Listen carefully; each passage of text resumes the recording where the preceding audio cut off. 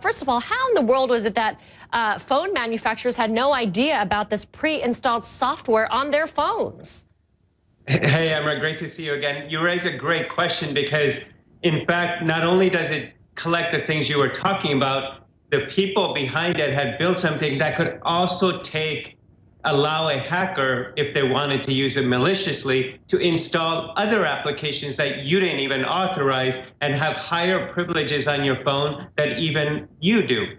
So the thing that we have to say is, well, how did it get through the manufacturing side? And unfortunately, and this is a larger problem throughout much of the industry, especially when you're dealing with cheaper phones, is that the security testing of those phones before they are released in market is not just part of standard protocol to see what kind of data may be getting sent out and things like that. I mean, if there are people at home who've used this kind of phone before, or maybe they're using it now, I mean, how can they find out whether or not their phone has this kind of software?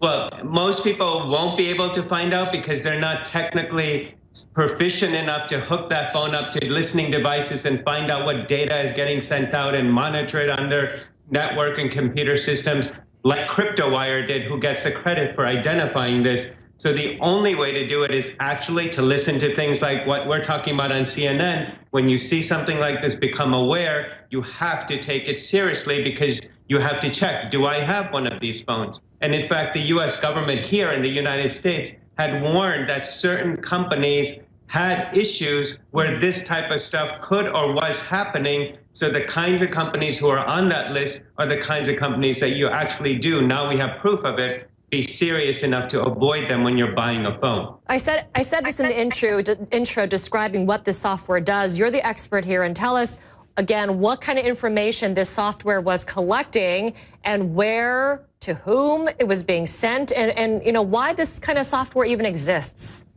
Well, speaking to the people who are watching, it's who you are, where you are, who you're talking to, what messages, text messages, not just which ones you're sending, but the content of them. So even pictures or videos that might be included, the geolocation, what places you're going to, and also it could be installing things on your phone that you didn't even authorize, like applications you never downloaded.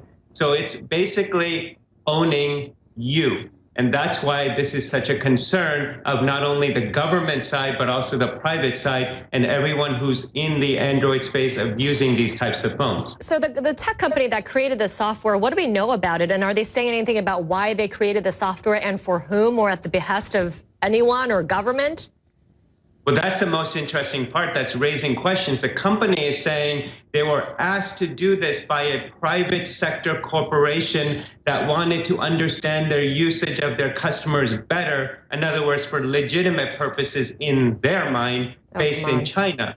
But the fact that this is public means that the Chinese government, which everyone is constantly concerned about in the privacy sector, the Chinese government could simply go to that company and say, give me everything you have. So I would at this point not be confident in saying it's just for a private sector company and it's good old capitalism, as a security friend of mine just recently said to me, but it's in fact something that could easily have been authorized by the Chinese government. And the fact that it was done for a corporation is just a front to avoid the disclosure of it, even though today we have disclosure of it.